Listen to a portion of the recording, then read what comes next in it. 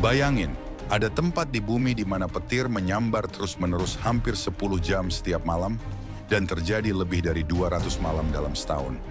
Fenomena ini ada di Venezuela, disebut petir Catatumbo, yang bikin merinding. Sampai sekarang, ilmuwan belum bisa sepenuhnya menjelaskan dari mana energi petir itu berasal. Ternyata di luar sana bumi masih menyimpan rahasia besar. Next, video apa lagi yang menarik kalau kita bahas? Jangan lupa like dan share video ini.